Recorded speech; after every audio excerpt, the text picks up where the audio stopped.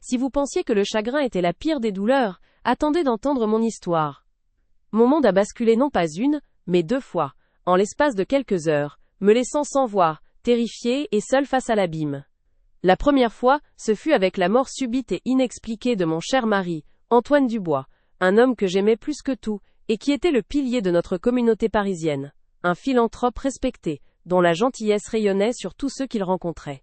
La seconde et bien plus déchirante, fut quand mon propre fils, Hugo, a transformé nos funérailles, un moment censé être sacré et empreint de recueillement, en un spectacle macabre d'accusations et de trahisons. Il m'a désigné du doigt, me clouant au pilori devant tous nos proches stupéfaits, comme si J était la coupable de l'indicible. C était un coup de poignard en plein cœur, une humiliation publique qui a scellé mon destin et brisé mon âme en 1000 morceaux. Une veuve, déjà dévastée par la perte, accusée du pire crime imaginable par son propre enfant, et ce, sans la moindre preuve. Mon monde s'est effondré si vite que je n'ai même pas eu le temps de respirer. Écoutez mon histoire jusqu'au bout et dites-moi, sincèrement, qu'auriez-vous fait à ma place, confronté à une telle injustice? L'hôtel particulier des Dubois, notre maison, autrefois un havre de paix, aidée, élégance feutrée, était ce jour-là empli d'un silence lourd, brisé seulement par les murmures attristés des invités, et le crissement des pas sur les parquets anciens. Antoine reposait dans son cercueil ouvert, son visage paisible masquant la violence inattendue de sa mort. Moi, Éléonore Dubois, J.P., était là, figée à ses côtés, le cœur serré par le chagrin, le corps engourdi par le choc. Chaque fibre de mon être hurlait de douleur, mais je me tenais droite, fidèle à l'image que j'avais toujours donnée, celle d'une femme forte et digne, même dans l'adversité la plus sombre. Je ne pouvais imaginer que la véritable tempête était encore à venir, que ce deuil serait le prélude à une trahison bien plus profonde et cruelle, une trahison qui viendrait de là où je l'attendais le moins, de mon propre sang. C'est alors qu'Hugo, mon fils, un jeune homme de 25 ans que je pensais connaître par cœur, s'est avancé, fendant la foule comme un couteau. Son visage, déformé par un mélange effrayant de chagrin, de rage, et d'une suspicion que je ne comprenais pas, portait une expression que je n'avais jamais vue, une étrangeté qui me glaçait. Devant l'assemblée éplorée, devant les portraits de famille qui nous rappelaient une vie de bonheur, et les souvenirs d'une existence que nous avions construite ensemble avec amour, il a levé un doigt tremblant vers moi, son regard empli d'une haine glaciale, et scène glaciale, incompréhensible. Et puis, les mots sont sortis, hurlés, déchirant l'air déjà pesant comme un coup de tonnerre dans un ciel clair. Mon mari est mort, et mon fils m'a hurlé au visage. Aujourd'hui, c'est ton tour. Une prophétie glaçante, une condamnation publique, qui a figé le sang dans mes veines et stoppé net le battement de mon cœur. Ces mots, lancés avec une telle violence, et une telle conviction, ne sont pas tombés dans le vide. Ils ont résonné, se sont accrochés aux tentures de soie, aux visages choqués et horrifiés des invités. Et surtout, ils se sont plantés directement dans mon âme, y laissant une plaie béante et purulente. Le monde d'eau, Éléonore, déjà brisé par la perte irréparable d'Antoine, s'est soudainement effondré davantage, non pas sous le poids du deuil, mais sous celui d'une peur nouvelle et insidieuse, d'une menace omniprésente. La trahison d'Hugo m'a jeté dans un isolement total, un gouffre, où je me suis senti à la fois coupable et victime, incapable de comprendre la source de cette rage qui animait mon propre enfant, de cette folie qui le dévorait. Cette accusation, infondée et cruelle, a instantanément transformé mon chagrin, en une angoisse paralysante, une terreur froide, qui me serrait la gorge. Pourtant sous cette façade de veuve en deuil et de mère trahie prête à s'effondrer, se cachait une femme d'une force tranquille et d'une intelligence vive, forgée bien avant ma vie avec Antoine. J'ai grandi dans un foyer modeste, mais où les livres et les discussions intellectuelles étaient mon pain quotidien, où la curiosité était encouragée. Mon père, un archiviste méticuleux et passionné par les détails, m'a appris l'importance de la précision, la puissance de révéler les vérités cachées, même les plus inconfortables et les plus difficiles à accepter. À Vendée, épouser Antoine, j'avais une carrière prometteuse en tant que spécialiste en audit judiciaire, un domaine où l'acuité et la rigueur sont primordiales. J était réputé pour ma capacité à démêler des conspirations financières complexes, à voir les schémas, là où d'autres ne voyaient que le chaos et la confusion. C était une compétence que j'avais mise de côté par amour, mais jamais oubliée, et qui sommeillait en moi. J'avais choisi de dédier ma vie à ma famille et au soutien de l'empire commercial florissant d'Antoine, ainsi qu'à ses vastes œuvres caritatives, qui apportaient tant de bien autour de nous. J était la force silencieuse derrière son succès, la conseillère discrète qui veillait à ce que son héritage soit bâti sur l'intégrité et la philanthropie, des valeurs qui nous étaient chères. Notre vie était un témoignage d'amour durable et d'ambition partagée, un exemple pour beaucoup. J était une épouse dévouée, une mère aimante, même si parfois distante pour Hugo, qui semblait toujours s'agacer de l'ombre de son père, de cette grandeur qu'il ne parvenait pas à égaler, à atteindre. Ma réputation était immaculée, mon nom respecté dans toute la communauté parisienne, un symbole de grâce et d'intégrité.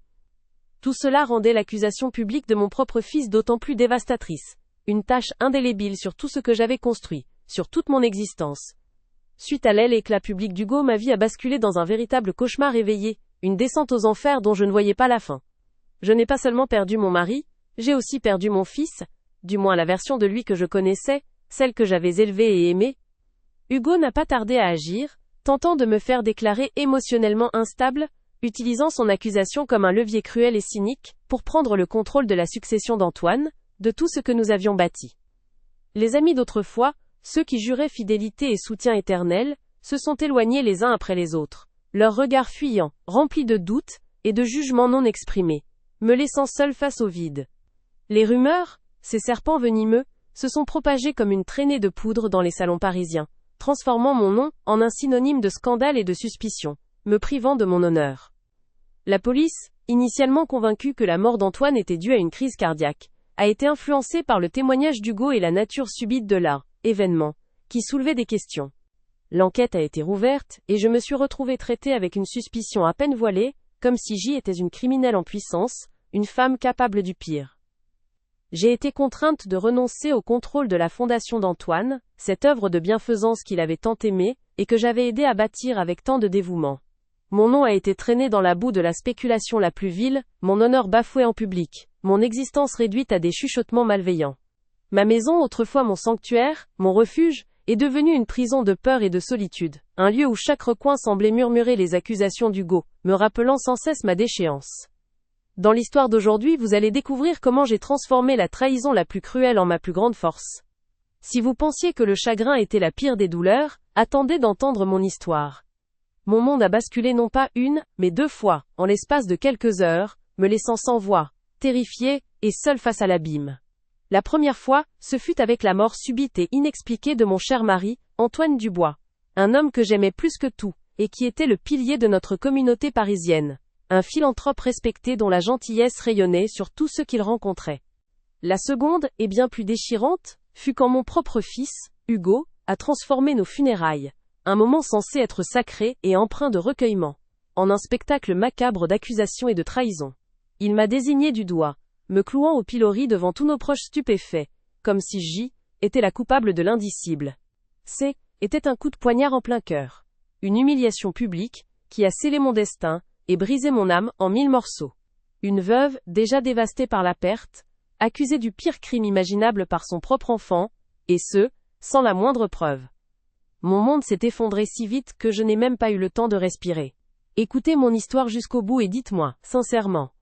Qu'auriez-vous fait à ma place, confronté à une telle injustice?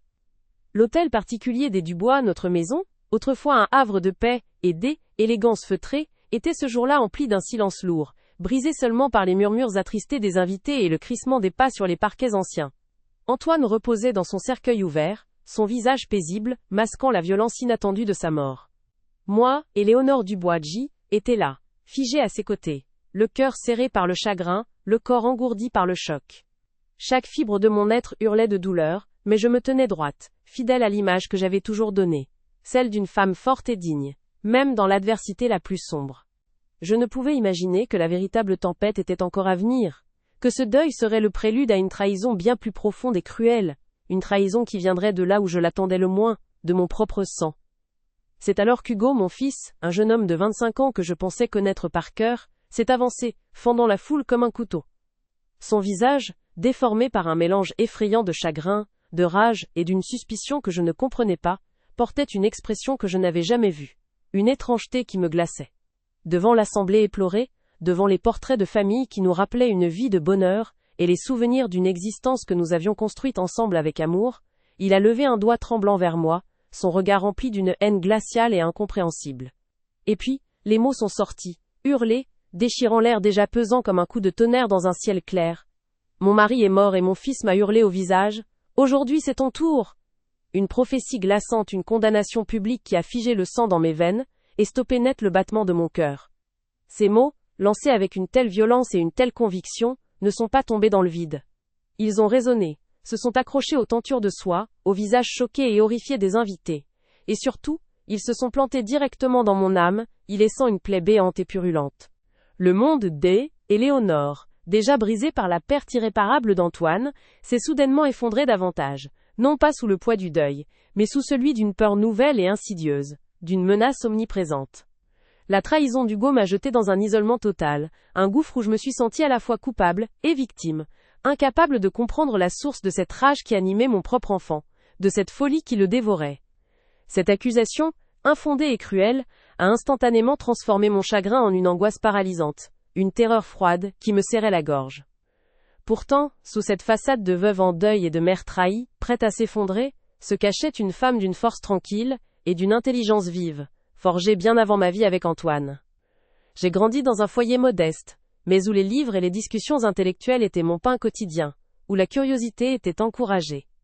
Mon père, un archiviste méticuleux et passionné par les détails, m'a appris l'importance de la précision, la puissance de révéler les vérités cachées, même les plus inconfortables et les plus difficiles à accepter. Avant d'épouser Antoine, j'avais une carrière prometteuse en tant que spécialiste en audit judiciaire, un domaine où l'acuité et la rigueur sont primordiales. J était réputé pour ma capacité à démêler des conspirations financières complexes, à voir les schémas là où d'autres ne voyaient que le chaos et la confusion. C était une compétence que j'avais mise de côté par amour, mais jamais oubliée, et qui sommeillait en moi. J'avais choisi de dédier ma vie à ma famille et au soutien de l'empire commercial florissant d'Antoine, ainsi qu'à ses vastes œuvres caritatives, qui apportaient tant de bien autour de nous. J était la force silencieuse derrière son succès, la conseillère discrète qui veillait à ce que son héritage soit bâti sur l'intégrité et la philanthropie, des valeurs qui nous étaient chères. Notre vie était un témoignage d'amour durable et d'ambition partagée, un exemple pour beaucoup. J était une épouse dévouée, une mère aimante, même si parfois distante pour Hugo, qui semblait toujours s'agacer de l'ombre de son père, de cette grandeur qu'il ne parvenait pas à égaler, à atteindre. Ma réputation était immaculée, mon nom respecté dans toute la communauté parisienne, un symbole de grâce et d'intégrité. Tout cela rendait l'accusation publique de mon propre fils d'autant plus dévastatrice, une tache indélébile sur tout ce que j'avais construit, sur toute mon existence. Suite à l'éclat public d'Hugo, ma vie a basculé dans un véritable cauchemar éveillé, une descente aux enfers dont je ne voyais pas la fin. Je n'ai pas seulement perdu mon mari, j'ai aussi perdu mon fils, du moins la version de lui que je connaissais, celle que j'avais élevée et aimée.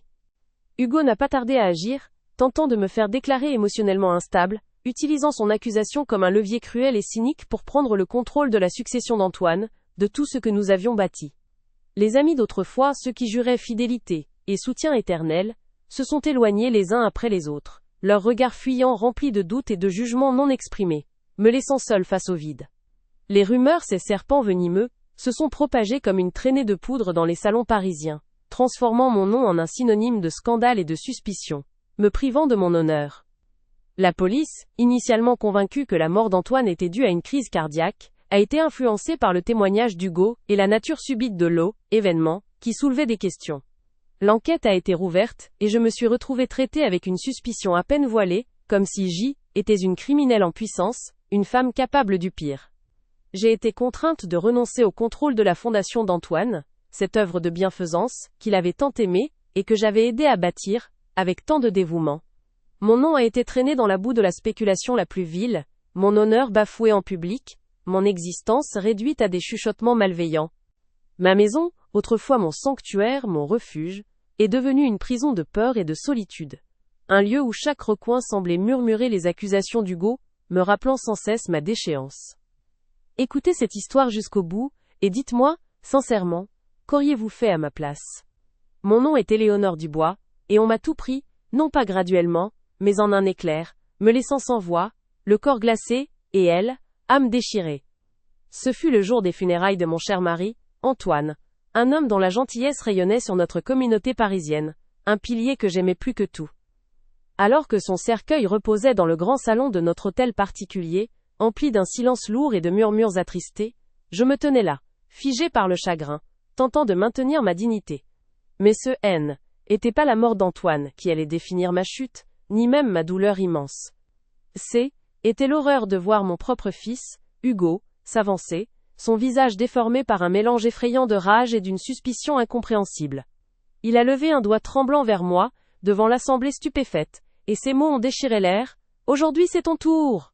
Une condamnation publique, un acte de trahison insondable, qui a gelé le sang dans mes veines, et marqué le début d'un chemin de non-retour.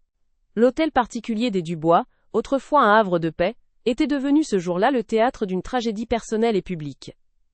Les tentures de soie semblaient absorber les chuchotements horrifiés, tandis que les regards des invités, d'abord compatissants, se muaient en interrogations silencieuses, puis en jugements voilés. Je me souviens de la froideur des parquets sous mes pieds, du poids de mon voile noir, et surtout de la façon dont le monde s'est tu autour de moi quand Hugo a prononcé ces paroles. C était comme si l'air lui-même, S, était épaissi, M, étranglant. Mon propre fils, celui que j'avais porté, élevé, aimé, me transperçait d'un regard empli d'une haine que je ne lui connaissais pas. Le choc fut si brutal, si total, que mon corps entier s'est figé. Humilié, trahi, et incroyablement seul, je sentais mon cœur se vider, non pas seulement de chagrin, mais d'une rage naissante, une colère sourde, qui commençait à brûler sous les cendres de mon deuil. C était le point de non-retour, l'instant où ma vie, telle que je la connaissais, a cessé d'exister. Ces mots, lancés avec une violence inouïe, n'ont pas seulement résonné dans le grand salon, ils ont déchiré le tissu même de mon existence. La perte d'Antoine était une blessure ouverte, mais l'accusation d'Hugo fut le poison qui s'y est infiltré, corrompant tout ce qui me restait. Du jour au lendemain, je suis passé du statut de veuve respectable à celui de paria, d'une femme suspecte, voire coupable aux yeux de tous. Mes amis d'antan ont détourné le regard, les murmures malveillants ont remplacé les condoléances sincères, et la solitude est devenue ma seule compagne. Cette injustice criante, cette trahison venant de ma propre chair, a transformé ma douleur en une détermination glaciale. Ce haine était plus seulement une question de deuil, mais de survie, d'honneur et de vérité. Dans ce gouffre de désespoir, une nouvelle force est née en moi, une certitude implacable. Je ne me contenterai pas de survivre. Je découvrirai la vérité, quelle qu'elle soit, et je ferai payer ceux qui m'avaient jeté au lion, à commencer par mon propre fils manipulé. Mon histoire ne commence pas le jour où j'ai tout perdu, mais bien avant, dans une petite maison parisienne où les murs vibraient des discussions passionnées de mon père. Il était qu'un simple archiviste, mais pour moi, C était un détective du passé, un homme qui trouvait des trésors dans les vieux papiers et les vérités cachées dans les détails les plus infimes. C'est lui qui m'a appris la valeur de l'observation, la rigueur de l'analyse et la puissance de la patience. Les livres étaient mes meilleurs amis, et chaque soir, je m'endormais avec l'impression que le monde était un puzzle géant, attendant d'être assemblé pièce par pièce. Ces années modestes ont forgé en moi une curiosité insatiable et une soif de comprendre ce qui se cache sous la surface. Cette éducation atypique m'a naturellement poussé vers des études exigeantes, loin des paillettes que beaucoup de jeunes filles de mon âge recherchaient. J'ai choisi la voie de l'audit judiciaire, un domaine où chaque chiffre, chaque transaction raconte une histoire, souvent celle de la fraude ou de la manipulation. Très vite, j'ai développé une réputation de démêleuse de conspiration. Je voyais les schémas là où d'autres ne voyaient que le chaos. Je traquais les anomalies avec une persévérance que certains qualifiaient d'obsessionnelle. J'aimais cette sensation de mettre en lumière ce qui était caché, de restaurer l'ordre et la justice dans des situations financièrement inextricables. C était ma vocation, mon terrain de jeu intellectuel. J'avais une carrière prometteuse, remplie de défis stimulants et de la satisfaction de démasquer les coupables. Mais ma vie a pris un autre tournant le jour où j'ai rencontré Antoine. Il était tout ce que je n'étais pas, flamboyant, charismatique, un visionnaire qui construisait un empire. Pourtant nous partagions une valeur essentielle, l'intégrité. Il était fasciné par mon esprit analytique et ma force tranquille, et moi, étais conquise par sa générosité et sa passion pour aider les autres. Notre amour est né de ce respect mutuel, de cette complémentarité inattendue entre deux mondes si différents. Épouser Antoine a signifié un changement radical dans ma vie. J'ai choisi de mettre ma carrière d'auditrice entre parenthèses, pour me consacrer entièrement à notre famille et à son œuvre. Était sa conseillère de l'ombre, la force silencieuse, qui veillait à ce que chaque projet, chaque investissement, chaque action caritative, soit menée avec la plus grande éthique. Je relisais ses contrats, vérifiais les comptes de ses fondations, m'assurais que son héritage soit bâti sur des fondations solides, à la fois financières et morales. Pour Antoine, était bien plus qu'une épouse. Était son pilier, son garde-fou discret. Notre hôtel particulier, notre havre de paix, était le reflet de notre union. Chaque pièce racontait une partie de notre histoire, des œuvres d'art acquises ensemble aux livres qui remplissaient nos bibliothèques. Nous y avons élevé Hugo, notre fils. Je l'aimais profondément, même si notre relation était parfois complexe. Il était un enfant sensible, souvent écrasé par l'ombre imposante de son père, cette grandeur qu'il peinait à atteindre. Je tentais de le rassurer, de lui montrer sa propre valeur, mais il semblait toujours chercher une reconnaissance qu'il ne trouvait pas, ou du moins qu'il ne percevait pas. J était la femme derrière l'homme, respectée dans les cercles parisiens non seulement pour mon nom de famille, mais pour mon élégance discrète et mon intégrité inébranlable. Ma réputation était immaculée, un symbole de grâce et de droiture. Les amitiés que j'avais tissées étaient basées sur la confiance et le respect mutuel. Je donnais sans compter à mes proches, à la fondation d'Antoine, à la communauté. Ma vie était un équilibre parfait entre l'amour familial, le soutien à mon mari, et l'engagement envers des valeurs qui me définissaient. Je me souviens d'une fois où Antoine était sur le point de signer un accord qui aurait pu compromettre l'avenir de sa fondation. J'ai passé des nuits à éplucher les documents, à débusquer la clause cachée, le détail qui aurait pu tout faire basculer. Je l'ai alerté, et grâce à ma vigilance, il a pu rectifier le tir, évitant une catastrophe financière et un scandale. Cette capacité à anticiper les dangers, à voir au-delà des apparences, était ma plus grande force, une force que j'avais mise au service de ceux que j'aimais, et qui allait bientôt me servir d'une manière inattendue. Je n'ai jamais regretté d'avoir abandonné ma carrière pour ma famille.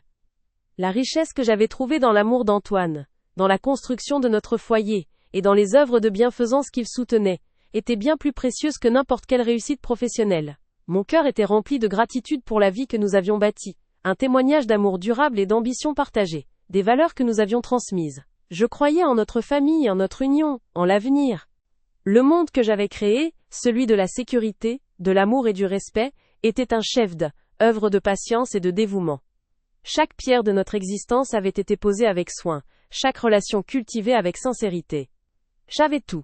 Un mari aimant, un foyer somptueux, une réputation sans tache, et un fils, même si parfois complexe, que j'adorais. Était un monde où la justice et l'intégrité étaient les piliers, où l'honnêteté était la règle d'or.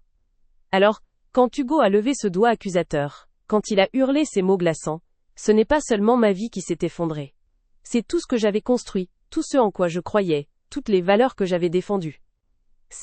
Était une attaque non seulement contre ma personne, mais contre l'essence même de mon être, contre l'héritage d'Antoine, et contre la mémoire de notre amour.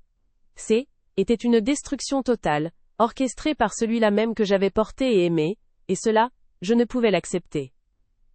Écho des paroles d'Hugo. Aujourd'hui c'est ton tour, résonnait encore dans les murs de notre hôtel particulier, mais il était déjà propagé bien au-delà. Ce N était plus un simple murmure, était un rugissement qui déchiquetait ma réputation, ma vie.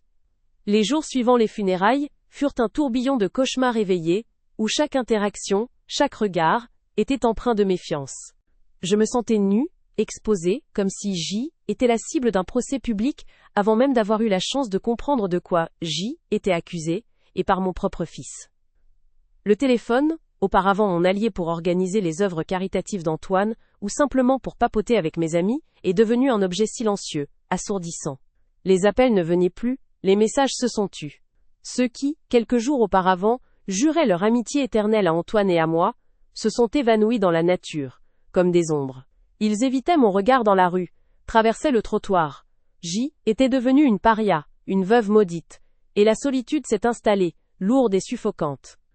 Pire encore, Hugo, mon propre fils, n'a pas perdu de temps.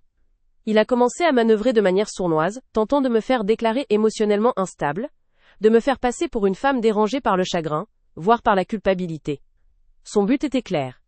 Utiliser l'accusation qu'il avait lancée comme un levier cruel, pour prendre le contrôle de la succession d'Antoine, de tout ce que nous avions construit ensemble. Il agissait avec une froideur que je ne lui connaissais pas, une détermination qui me glaçait le sang. La police, qui avait d'abord conclu à une mort naturelle pour Antoine, a rouvert l'enquête. Les agents qui venaient me parler ne me regardaient plus comme une victime, mais comme une suspecte. Leurs questions, leur regard interrogateur, me faisaient sentir comme une criminelle potentielle, une femme capable du pire. Chaque mot pesait des tonnes, chaque silence était rempli de jugement. Mon deuil était devenu un prétexte pour me dépeindre comme une meurtrière. L'humiliation ne s'est pas arrêtée là. J'ai été contrainte de renoncer à mon rôle au sein de la fondation d'Antoine. cette œuvre de bienfaisance qu'il avait tant aimée, et que j'avais tant aidé à bâtir. Mon nom, autrefois synonyme de générosité et d'intégrité, était maintenant traîné dans la boue de la spéculation la plus vile. Les articles de presse, les chroniques mondaines, transformaient mon existence en un sordide feuilleton, me privant de mon honneur devant le monde entier. Je me souviens d'une après-midi où j'ai osé sortir pour acheter quelques provisions, espérant un peu d'anonymat. Une femme, que je connaissais de vue des galas de charité, m'a croisé, et son regard, empli d'un mélange de pitié et de dégoût, m'a transpercé. Elle a chuchoté quelque chose à son amie, en me désignant du menton, et elles ont ri. Un rire sec, cruel, qui a résonné dans mon cœur, comme une cloche funèbre. Était une petite défaite, mais elle s'est ajoutée à l'amoncellement d'humiliations quotidiennes. Notre maison, l'hôtel particulier des Dubois, était plus mon sanctuaire. Elle était devenue une prison silencieuse, chaque pièce murmurant les accusations d'Hugo, chaque objet rappelant Antoine, et ce que j'avais perdu. Je me sentais prise au piège entre ces murs somptueux, un lieu de solitude et de peur, où le confort matériel ne pouvait masquer la misère de mon âme. Le poids de mon nom, autrefois un honneur, était devenu une chaîne. J'observais Hugo de loin, parfois, dans les rares occasions, où nos chemins se croisaient, ou quand j'entendais des nouvelles par des intermédiaires obligés. Il semblait grandir dans cette nouvelle position, prendre de l'assurance, comme si mon effondrement était son piédestal. Le voir prospérer, même de loin, sur les ruines de ma vie et de ma réputation, était un coup de poignard supplémentaire. Il ne montrait aucun remords, aucune hésitation, juste une froide détermination. Mon corps lui-même a commencé à trahir ma détresse. Les nuits étaient peuplées d'insomnie et de cauchemars, les jours d'une fatigue écrasante. Mon appétit avait disparu, et je voyais mon reflet dans le miroir devenir celui d'une étrangère, amaigrie, les yeux cernés, le visage marqué par une douleur qui allait au-delà du simple deuil. Était le visage d'une femme brisée, vidée de toute force, de toute joie. Je me raccrochais à des souvenirs, à des bribes de mon ancienne vie, cherchant à comprendre comment j'avais pu en arriver là. Je repensais à ma carrière d'auditrice judiciaire, à cette force tranquille, à cette intelligence vive que mon père m'avait léguée. Où était cette femme capable de démêler les conspirations financières complexes? Était-elle morte avec Antoine? Ou pire, avec la trahison d'Hugo? Je me sentais submergée, incapable de respirer sous le poids de l'injustice. La douleur de perdre Antoine était immense, une plaie béante. Mais la trahison d'Hugo était une blessure empoisonnée, qui se répandait lentement dans tout mon être, corrompant même les souvenirs d'amour et de bonheur. Perdre un mari est une tragédie. Perdre son fils, qui vous accuse publiquement et vous dépouille de tout, est une torture bien plus insidieuse, une trahison qui touche au plus profond de l'âme. Il y a eu ce moment, une après-midi pluvieuse, où une lettre de la banque est arrivée, m'informant que mes accès au compte conjoint d'Antoine étaient bloqués, suite à une requête d'Hugo, en tant qu'héritier présomptif. Était une petite ligne dans un document officiel, mais elle symbolisait la perte de mon autonomie, la mainmise de mon fils sur ma vie, me laissant sans le moindre contrôle, même sur mes propres finances. Était une humiliation financière, ajoutée à toutes les autres. La maison, si grande, si vide, semblait se refermer sur moi, ses murs épais amplifiant ma solitude. Chaque pas résonnait, chaque silence était un rappel de ce que j'avais perdu.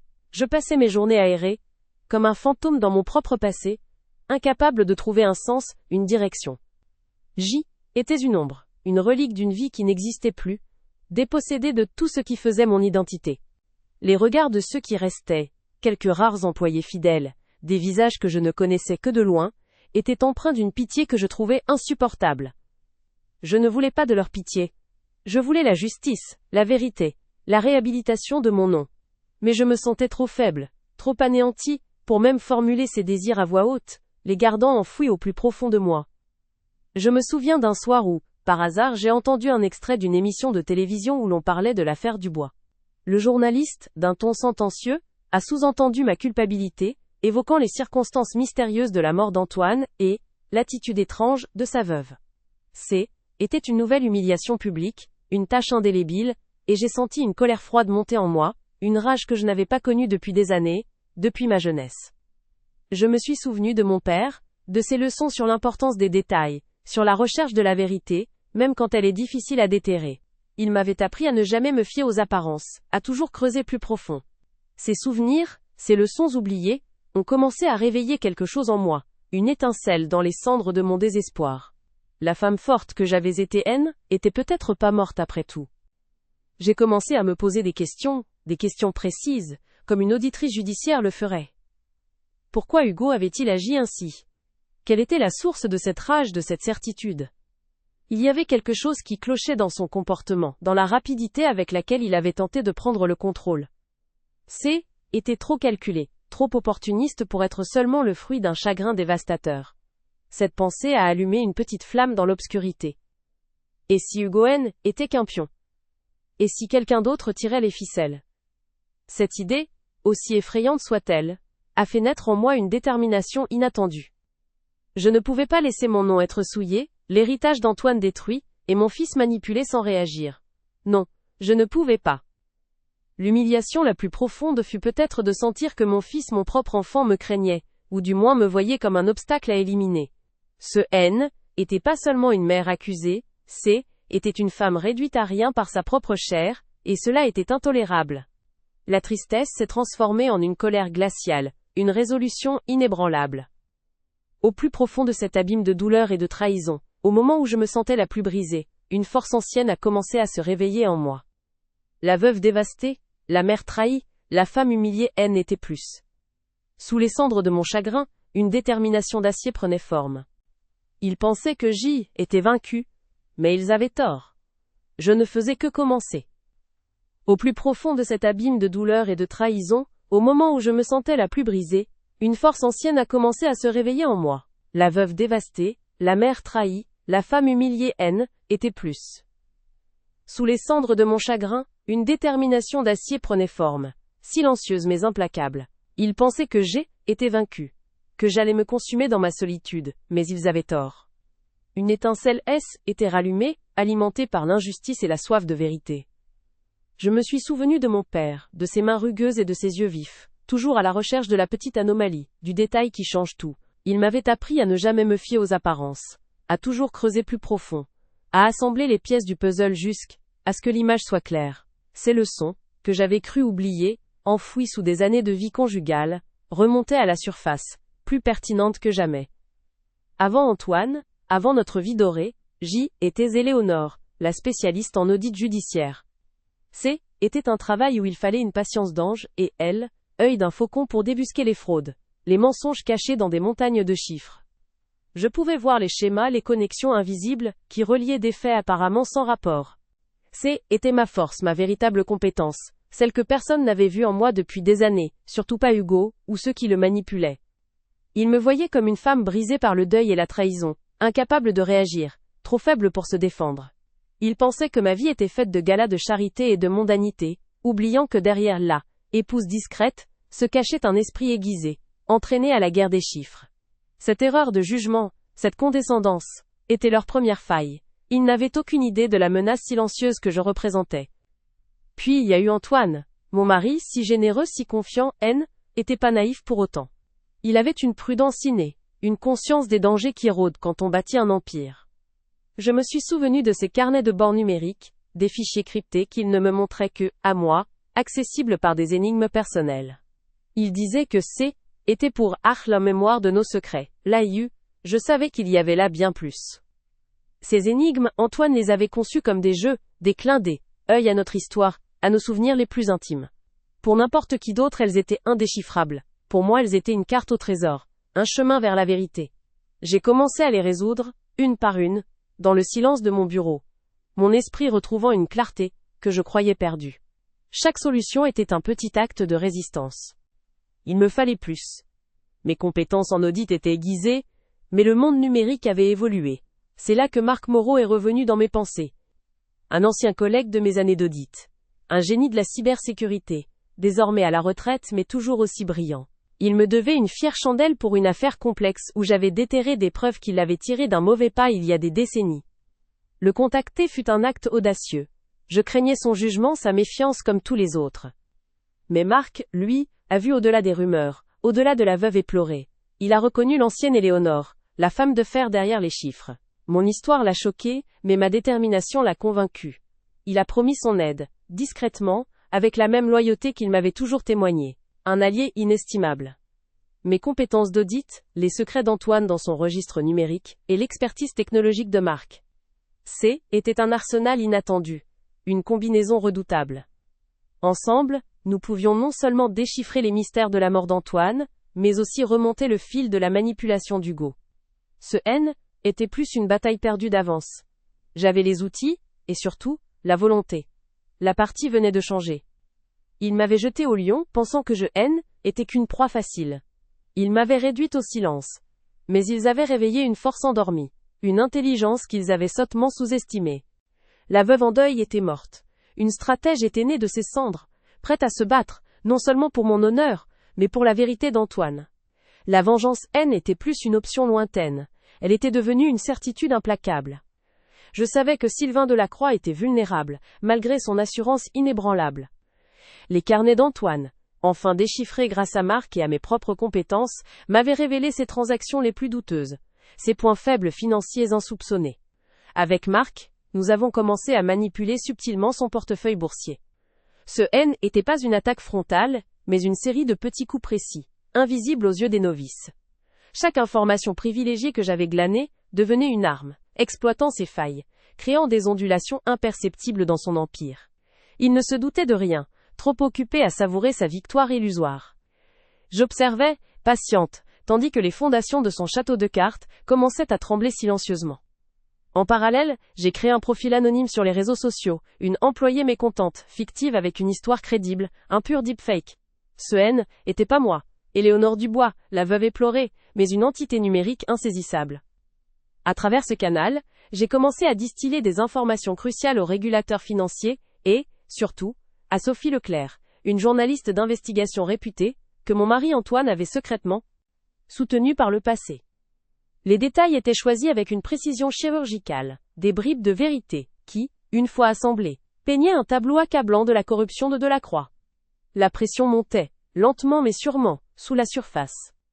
Le coup de maître devait avoir lieu lors du gala de bienfaisance annuel de Delacroix, un événement mondain très médiatisé qu'il affectionnait particulièrement. J'ai orchestré la découverte accidentelle de la preuve la plus dévastatrice, l'enregistrement audio de Delacroix contraignant Hugo mon fils. Ce fichier, extrait du registre crypté d'Antoine et nettoyé par Marc, a été déposé de manière apparemment fortuite, dans un endroit que Sophie Leclerc, déjà sur les traces de Delacroix grâce à mes fuites, ne manquerait pas de trouver. L'ironie était douce. Delacroix allait être démasqué dans son propre temple de l'hypocrisie, devant l'élite qu'il cherchait tant à impressionner. Le piège était tendu, la scène prête. Le soir du gala, l'atmosphère était électrique. Les caméras de télévision nationale étaient braquées sur Delacroix, qui se pavanait, inconscient de son destin imminent. C'est là que Sophie Leclerc est intervenue. Armée de mes preuves irréfutables et de l'enregistrement explosif, elle l'a confronté en direct, devant des millions de téléspectateurs stupéfaits. Sa voix, claire et accusatrice, a énuméré les fraudes, le complot de meurtre, la manipulation. Elle a révélé l'implication forcée d'Hugo, brisant le silence et exposant la vérité nue. Le visage de Delacroix s'est décomposé en direct, sa chute était publique, irréversible, et terriblement satisfaisante. L'empire de Delacroix s'est effondré en quelques heures. Il a été arrêté pour de multiples accusations, son nom traîné dans la boue, son pouvoir anéanti. Quant à Hugo, il a dû faire face aux conséquences légales de sa complicité, mais j'ai veillé à ce qu'il ait une chance de rédemption, de comprendre la manipulation dont il avait été victime.